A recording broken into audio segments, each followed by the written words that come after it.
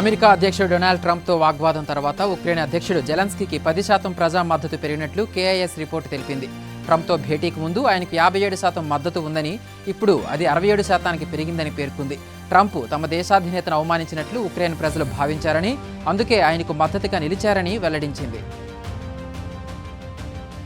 Elon మస్క్కు చెందిన Starship నిన్న ఉదయం భూకక్షలో ప్రవేశించే సమయంలో ముక్కలైపోయిన సంగతి తెలిసిందే. దాని శకలాలు ఫ్లోరిడా, దాని చుట్టుపక్కల ప్రాంతాలపై పడ్డాయి. దీంతో తమ దేశవ్యాప్తంగా 240 విమానాల రాకపోకలు నిలిచిపోయాయని అమెరికా ఏవియేషన్ యంత్రాంగం తెలిపింది. Miami, Fort Lauderdale, Orlando, Palm Beach ఎయిర్పోర్టులు ప్రధానంగా సమస్యలు ఎదుర్కొంటున్నాయని పేర్కొంది. మహిళా దినోత్సవం సందర్భంగా మహిళలకు ఎలాంటి పూచీకత్తు లేకుండా తక్కువ వడ్డీ రేటుకే రుణాలు మంజూరు చేస్తామని ఎస్బీఐ ప్రకటించింది. అస్మిత పేరుతో ప్రత్యేక లోన్లు ఇవ్వనున్నట్లు తెలిపింది. మహిళా వ్యాపార పారిశ్రామికవేత్తలకు సులభంగా లోన్లు అందిస్తామని పేర్కొంది. మహిళల కోసం నారీ శక్తి డెబిట్ కార్డును రూపొందించినట్లు తెలిపింది. మరోవైపు బ్యాంక్ ఆఫ్ బరోడా కూడా చౌక వడ్డీకే మహిళలకు లోన్లు ఇస్తామని ప్రకటించింది. తెలంగాణలో ఈ నెల 12 నుంచి అసెంబ్లీ బడ్జెట్ సమావేశాలు ప్రారంభం కానున్నాయి. ఆ రోజున గవర్నర్ జిష్ణుదేవ్ వర్మ ఉభయ సభలను ఉద్దేశించి ప్రసంగిస్తారు. ఆ తర్వాత ఎస్సీ వర్గీకరణ, బీసీ రిజర్వేషన్ బిల్లులను అసెంబ్లీలో ప్రవేశపెట్టనున్నట్లు తెలుస్తోంది. అనంతరం ఈ నెల 18 లేదా 19న బడ్జెట్ను అసెంబ్లీలో ప్రవేశపెట్టనుంది. బడ్జెట్ శాఖల వారి పద్దులపై చర్చ అనంతరం 27న ద్రవ్య వినిమయ బిల్లును ఆమోదించే అవకాశం ఉంది. ఇందిరమ్మ ఇళ్లపై తెలంగాణ మంత్రి పొంగులేటి శ్రీనివాసరెడ్డి శుభవార్త అందించారు. మరో వారంలో ప్రతి నియోజకవర్గానికి 3,500 ఇందిరమ్మ ఇళ్లు ఇచ్చే కార్యక్రమం చేపడతామని చెప్పారు. అర్హులైన వారిని ఎంపిక చేసి పనులు మొదలు పెడతామన్నారు.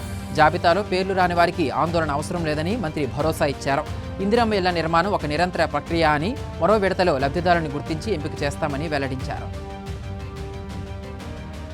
ప్రభుత్వ పథకాలతో పాటు బ్యాంకింగ్, ఫైనాన్స్, ఇతర డిజిటల్ లావాదేవీలకు ఆధార్ కీలకంగా మారుతోంది. ఫిబ్రవరిలో ఆధార్ నెంబర్ వెరిఫికేషన్తో 225 కోట్లు, ఈకేవైసీతో 43 కోట్లు, ఫేషియల్ రికగ్నిషన్తో 12.54 కోట్ల ట్రాన్సాక్షన్స్ జరిగాయి. మొత్తంగా ఇప్పటి వరకు ఆధార్ ధృవీకరణతో 16,981 కోట్ల లావాదేవీలు పూర్తయ్యాయి. అన్ని రంగాల్లోనూ ఆధార్కు ఆదరణ పెరుగుతుందని కేంద్రం వెల్లడించింది.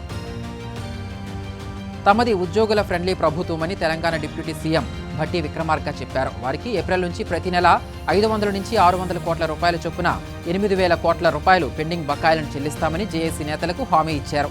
ఇకపై కొత్త బకాయిలు లేకుండా చూస్తామని తెలిపారు. ఉద్యోగులు బకాయిల కోసం ఆఫీసుల చుట్టూ తిరగాల్సిన అవసరం లేకుండా చర్యలు తీసుకుంటామన్నారు. రాష్ట్ర ఆర్థిక పరిస్థితి దారుణంగా ఉందంటూనే ఉచిత పథకాలపై తెలంగాణ సీఎం రేవంత్ రెడ్డి కీలక వ్యాఖ్యలు చేశారు. ఉచిత పథకాలపై దేశవ్యాప్తంగా చర్చ జరగాలని అభిప్రాయపడ్డారు. ప్రజలకు ఉచితాలు పంచడం తన ఒక్కటి సమస్యే కాదని, ఢిల్లీలోనూ బీజేపీ ఉచితాలు ప్రకటించిందని వెల్లడించారు. ఈ ఉచిత పథకాల కారణంగా మౌలిక సదుపాయాలపై 500 కోట్ల రూపాయలు కూడా ఖర్చు చేయలేకపోతున్నామని ఆవేదన వ్యక్తం చేశారు. అన్ని పరీక్షలను పారదర్శకంగా నిర్వహించామని టీజీపీఎస్సీ స్పష్టం చేసింది. ప్రతిభావంతులను ఎంపిక చేసేందుకు కసరత్తు చేస్తున్నామంది. ఈ విషయంలో తప్పుడు ప్రచారం చేస్తున్న వారిపై కఠిన చర్యలు తీసుకుంటామని తెలిపింది. ఉద్యోగాలు ఇప్పిస్తామని ఎవరైనా చెప్తే నమ్మవద్దని 9966670033 నెంబర్కు ఫిర్యాదు చేయాలని అభ్యర్థులకు సూచించింది. కాగా ఈ నెల 10, 11, 14 తేదీల్లో గ్రూప్ 1, 2, 3 ఫలితాలు వెల్లడకానున్నాయి. తెలంగాణ రాష్ట్ర ప్రజలు కాంగ్రెస్ ప్రభుత్వంతో విసిగిపోయారని మాజీ సీఎం కేసీఆర్ అన్నారు. వచ్చే అసెంబ్లీ సమావేశాల్లో తాను ప్రభుత్వ తీరును ఎండగడతానని చెప్పారు. కాంగ్రెస్ సర్కార్ అసత్య ప్రచారాలతో కాలం వెల్లదీస్తోంది. కాంగ్రెస్ నిజ స్వరూపాన్ని ప్రజలు ఇప్పుడు తెలుసుకున్నారు. రాష్ట్రంలో ఎప్పుడు ఎన్నికలు వచ్చినా బీఆర్ఎస్దే అధికారం. వచ్చే నెల 27న వరంగల్లో జరిగే సభలో కాంగ్రెస్ బీజేపీని నిలదీస్తామని పేర్కొన్నారు. తెలంగాణ రాష్ట్రానికి పెండింగ్ ప్రాజెక్టులను సాధించడమే లక్ష్యంగా ఇవాళ అన్ని పార్టీల ఎంపీలతో సీఎం రేవంత్ సమావేశం కానున్నారు. ఇప్పటికే డిప్యూటీ సీఎం భట్టి విక్రమార్క, కేంద్ర మంత్రులు కిషన్ రెడ్డి, సంజయ్లతో పాటు లోక్సభ ఎంపీలకు ఫోన్ చేసి ఆహ్వానించారు. రాష్ట్ర రుణభారం తగ్గించుకోవడం, కేంద్రం నుంచి పన్నుల వాటా పెంపు, గ్రాంట్ ఇన్ ఎయిడ్పై చర్చించనున్నారు. కేంద్రంపై ఒత్తిడి తెచ్చేలా కార్యాచరణను రూపొందిస్తారు. వచ్చే నెల 7 నుంచి ఆంధ్రప్రదేశ్లోని అన్ని నెట్వర్క్ ఆసుపత్రుల్లో ఎన్టీఆర్ వైద్య సేవలను నిలిపేస్తున్నట్లు ఆసుపత్రుల సంఘం తెలిపింది. ప్రభుత్వం నుంచి 3,500 కోట్ల రూపాయలు బకాయిలు రావాలని, దీంతో ఆసుపత్రుల నిర్వహణ చేయలేకపోతున్నామని వెల్లడించింది. ఇప్పటికే ప్రభుత్వంతో పలుమార్లు చర్చించినా ఫలితం లేకుండా పోయిందని పేర్కొంది. ఇప్పటివరకు తమ సామర్థ్యానికి మించి సేవలు అందించామని, ఇకపై కొనసాగించలేమని నోటీసులు పంపింది.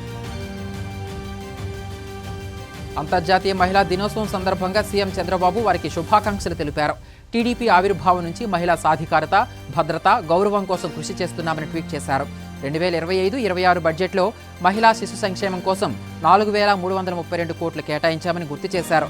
దీపం 2 కింద 90 లక్షల మందికి ఉచిత సిలిండర్లు, పెన్షన్లు, అంగన్వాడీ సెంటర్ల బలోపేతం లాంటి చర్యలతో వారి అభ్యున్నతికి చిత్తశుద్ధితో పనిచేస్తున్నామన్నారు. ఆంధ్రప్రదేశ్లోని 80 మండలాల్లో ఇవాళ వడగాలులు వీచే అవకాశం ఉందని వాతావరణ శాఖ తెలిపింది. మన్యం, సీతంపేట మండలాల్లో తీవ్ర వడగాల్పులు ఉంటాయని అంచనా వేసింది. శ్రీకాకుళంలో 5 మండలాలు, విజయనగరంలో 12 మండలాలు, మన్యంలో 14, అల్లూరి 7, కాకినాడ 5, తూర్పుగోదావరి 10, ఏలూరు 5, కృష్ణా 7, ఎన్టీఆర్ 6, గుంటూరు 5, పల్నాడు జిల్లాలోని 4 మండలాల్లో వడగాలులు వీస్తాయని పేర్కొంది. ప్రజలు జాగ్రత్తలు తీసుకోవాలని సూచించింది. తిరుపతి జిల్లా నాయుడుపేటలో సోలార్ సెల్ ప్లాంట్ ఏర్పాటు చేయనున్నట్లు ప్రీమియర్ ఎనర్జీస్ వెల్లడించింది. 169 ఎకరాల్లో 1700 కోట్లతో 4 గిగావాట్ల సామర్థ్యంతో దీనిని ఏర్పాటు చేస్తున్నామంది. ఇటీవల రాష్ట్ర ప్రభుత్వంపై ఒప్పందం చేసుకుంటున్నట్లు తెలిపింది. ముడి సరుకుల దిగుమతికి సమీపంలోనే పోర్టు ఉండడంతో నాయుడుపేటను ఎంచుకున్నట్లు సంస్థ ప్రతినిధులు తెలిపారు. 2026 జూన్లో ప్రొడక్షన్ ప్రారంభం అవుతుందన్నారు.